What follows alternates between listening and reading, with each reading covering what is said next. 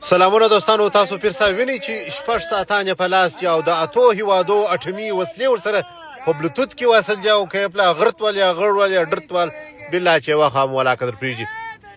ماشاءالله هی د موشي جې واه د موشي جې ماشاءالله بېشکه بېشکه تو خدای رنګ ورته ووایه دا پیر صاحب ته الله څنګه ښه خوند کوي. د پیر صاحب ګوته پر کښېږده ګوته پیر صاحب ګوته پر کښېږده هی مړ مې کې الله سبحان الله سبحان الله چې په لاغه څه په وایي الله قربان خوږ لاس چې قربان سم. پیر صاحب څنګه یې صحت څنګه دی؟ الله پیر صاحب چې دی ژوندی دی ژوندی دی پیر صاحب محترم دوستان. الله مړ سو خواره کوي مړ سو الله هی پیر صاحب مې ناری مستانه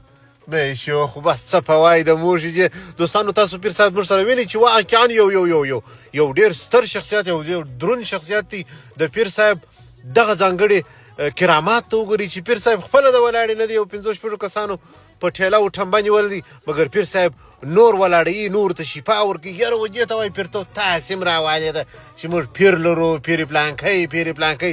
پیر ګلاب شاه آغا لرو پیر پلانکی لرو ورته وګورئ خپله د ولاړې نه دی مګر نور کسان ته ولاړوي او شفا ورکوي. یاره زما دې په رب سره ښه اوسي. دوستانو عزیزانو تاسو زموږ څه پیر صاحب وینئ چې واقعا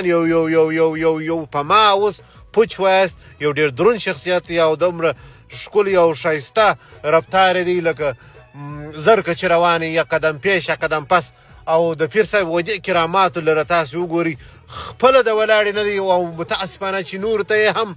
د تګ زمینه برابره کړې ده. ودې ته وایي پیرتوب او ودې ته وایي پیرګیري. نو هیله ده دوستانو چې زموږ د پیر صاحب ودې شانداره خولۍ ته او ودې شانداره ساعتانو ته وګورئ چې واقعا یو ډېر دروند شخصیت دی یو ډېر عظیم شخصیت دی. لاس یې ورمچ الله پیر صاحب ستا قربان سم دا پټوله ایسته که چې څوک یې الله کې او دا خو ته خدای دې راوله ستا قربان اکسم. پیر صاحب دا وګوره دا دغه مې درته راوړي دا په غاړه که آفرین. پیر صاحب تاسو وینئ دوستانو عزیزانو چې یو ډېر